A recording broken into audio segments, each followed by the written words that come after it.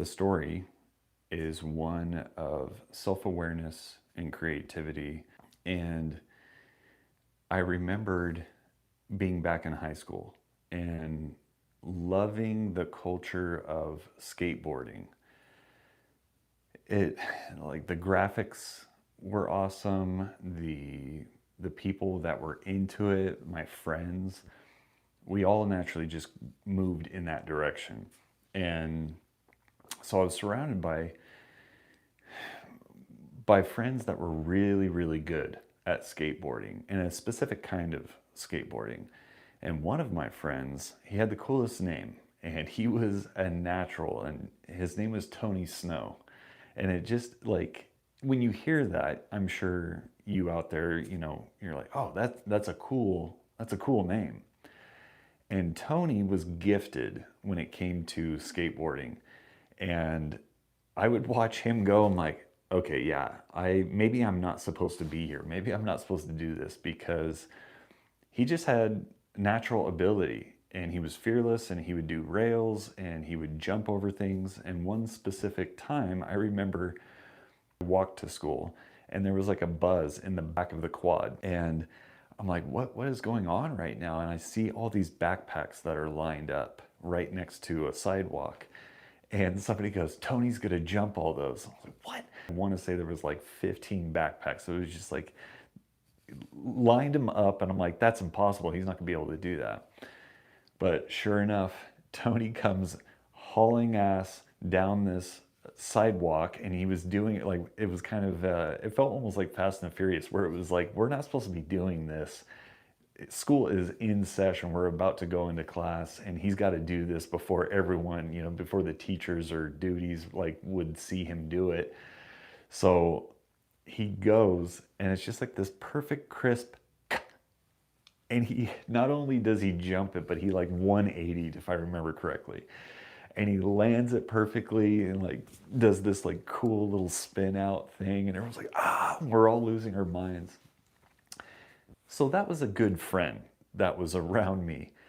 And anytime I was skateboarding, it was not that. And I struggled, and I kept doing it, and I loved doing it. I loved learning how to do a kickflip, an ollie, a 180, and I did like some of these moves, but it took me forever to master just one. But again, I loved the culture. I loved being around that environment and around the people that were there. And I'm like, I'm supposed to be here, but I don't know really what my purpose is, because I don't feel like I'm actually adding anything to the conversation of creativity, or, I'm just not competing on the level that my friends were. Until one day, one of my friends, he was always taking videos of us doing it, and we would like pass the camera around and we would all kind of like play cameraman. There was one time Tony was doing something awesome in the foreground and I was in the background. I was an afterthought and I was messing up as usual, but my board had fallen and it fell on the ground. I was practicing a kickflip and couldn't get it, and it was upside down, and I had gotten so good at the board falling that I didn't realize I was getting extra practice picking the board up in a creative way. And it was this moment that like we were watching it, and Tony was also watching it, and he goes, whoa, whoa, whoa, whoa, pause, rewind. We were all thinking he was just studying his own tricks, but he goes, what is Phil doing in the background? And he replayed it. He goes, whoa, what are you doing there? And I was like, I'm just picking up my board. And he goes, no, no, no, no. Like, how are you doing that? And what I was doing, I wasn't like trying to do as a trick. It was just that I had done this over and over and failed so many times that I got really good at not a normal trick, but it was like a little bit of creativity that was in just picking my board up.